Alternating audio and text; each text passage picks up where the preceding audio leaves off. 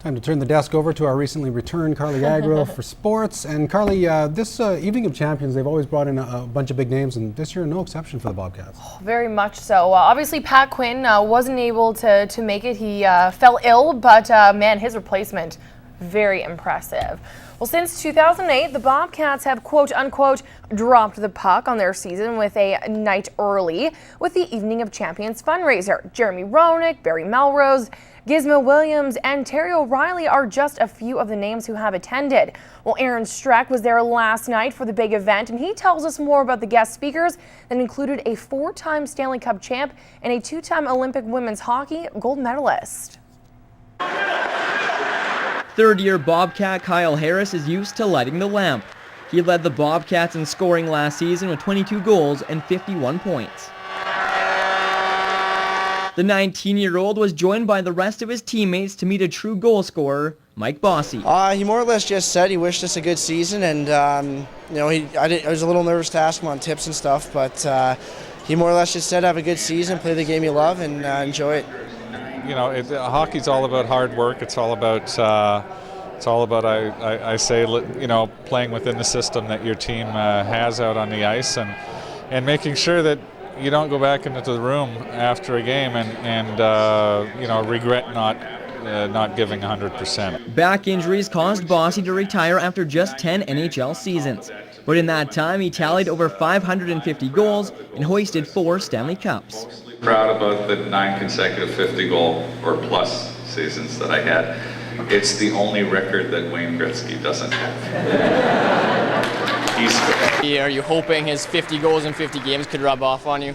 Well, that sure be nice. I mean, I definitely would. I hope it rubs off on everyone on the team. I'd love to see our team put up a lot of goals this year. Team Canada captain and Hockey Night in Canada personality Cassie Campbell stepped in for Pat Quinn, who couldn't make it because of an illness. Today, and I feel like I've known him my whole life, and I think that's what small town Canada is about. To me, there's no one more passionate about the sport of hockey than small town Canada people, and this is where it's at. And you know, the incredible story about the Bobcats, the fact that it was almost going to move this year, and how this community rallied together to make sure that they stayed here, I think shows a lot about their dedication to the sport and to the arena, and just how important hockey is to the community. With over 400 tickets still on the table and hours to go, Carly's goal of back-to-back sellouts was looking bleak.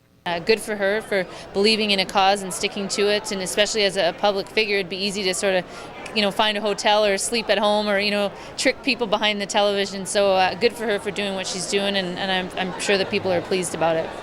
Hey, if it works, it's great. If it doesn't, then it was a crazy idea. Aaron Streck, New Cap Sports.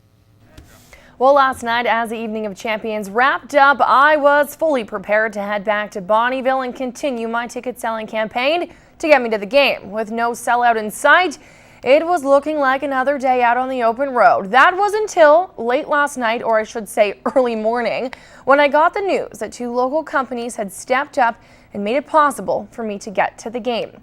Shocked, stunned, and most of all grateful are the words that came to mind first. After 3 days on the open road, I achieved my goal and was able to stop selling tickets and start recruiting fans to attend tonight's big opening game.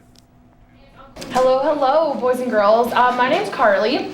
I do the sports over at New Cap Television, and I have some really good news for you guys today. Are any of you in here hockey fans? Oh yeah. Yeah, good stuff. I knew I came to the right place. Well, the Bobcats are looking forward to playing their first game in front of a packed house, and their young fans are pumped to cheer on their hometown heroes. I've never seen the team more excited for a game. This is huge. The community's been amazing, taking over the team. I mean, picking us up, making us stay in Lloyd is one thing, and then having them all come out to support us on our first game is huge, and everybody's really excited, and it means a lot to us. So it's remarkable what we've done in 5 or 6 months to get this team and get the city and get a sellout, and know that the community wants to keep a team here. Evolution Oilfield purchased 400 tickets, all of which were donated to students. Now, while General Fence added the remaining 25 tickets to help get me to the game. Thank you! Even Class Pets plan on supporting some orange and black for the big game. That marks the 2nd year in a row that the Civic Center has been sold out. Well, after 3 days of road tripping and ticket selling, I would very much like to say thank you to all of you out there who made it possible for me to get to the game.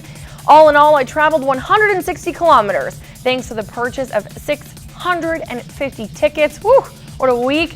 Just a reminder, I hope to see all of you out at the tailgate. It actually got started at 5 o'clock. There will be plenty of food, fun, and celebrating. Well, heading into the off-season, there was a lot of uncertainty surrounding the future of the Bobcats. Now that the club is community-owned and staying in the border city, the Cats are set to take the ice in their season opener against the Pontiacs tonight. Now, the Orange and Black will do so without a captain. I think we have some strong candidates, and each in their own right have certain things, but at the end of the day, I pick a captain that I feel is respected by all, that carries weight, does not have to be a vocal guy. Just when he speaks, it's like everyone wants to listen. The Bobcats played the Pontiacs strongly in their 2 preseason bouts. They're looking to carry that over into the opener. Yeah, we have to use that to our advantage, know that we right now have a psychological edge on them, and we know they're going to be coming hard. Their full team's in the lineup now, our full team's in the lineup, so it's going to be whoever battles harder tonight. X and O's are thrown out the door. Tonight you just got to feel it. You got to see what you've retained and go out and react instead of thinking. And so I said, nothing's happened. It's their first regular season game, and just continue to work hard and compete. The Cats and Ponds face off at 7:30 in front of a sold-out Civic Center. We go to football now, where after months away from the gridiron, the Holy Rosary Raiders and the Lloyd Comp Barons kicked off the Wheatland Football League season last week. The Raiders are currently on the field looking to improve to 2-0 on the year as they host the St. Paul Lions.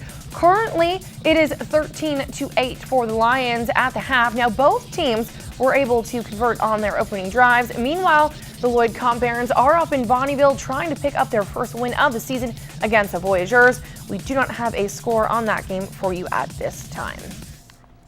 Well, Evolution Fighting Championship's 10th event is set to hit Lloydminster Civic Center on October the 1st. The fight card is extremely top-heavy, featuring 3 title bouts and some of Canada's top 10 ranked fighters. But for the fighters on the undercard, that date still looms large. Jacob Zayer spoke to one local fighter who will be making a sophomore appearance in the cage. Myles Anderson made his MMA debut back at EFC 8 last April. He felt he was ready for the fight, but unfortunately came up short in his first cage appearance. Well, it was good until I started walking out, and then you see all the people and you see the TV cameras and the music's pumping, and it really hit me all at once. I was just so nervous. His coaches agree, saying he was well prepped, but sometimes first-time jitters can have unexpected results. First fight, you get nervous here and there, and you forget all the basics, right? And get caught in that silly triangle choke. But this time he's fighting Leo Constant. Be a good fight for him. I don't think he'll get caught in a triangle choke this time. Anderson isn't looking for redemption per se, seeing as he did perform fairly well last time, but he also knows what he needs to work on to avoid a similar result. Take down defense and against the cage work, how to get out of stuff when they're trying to get their hooks on you and stuff. And a lot of ground. We've had a few guys kind of come through our club here, like Mitch Clark and stuff, showing us some cool tricks and techniques on the ground. And as is often the case with the undercard, he knows very little about his upcoming opponent. About all I know is he's out of Prince Albert. He's from a jiu-jitsu club. So I'm expecting more of a ground type game again, so that's my focus. While Anderson feels he is better prepared this time around, he acknowledges that his nerves may still play a factor. You're stepping into a cage where the guy's only other intent is to hurt you, right? So going to be a little nervous, but I think, I got the first big fight jitters out, so I'll just have normal jitters. Jacob Zayer, UCAP Sports.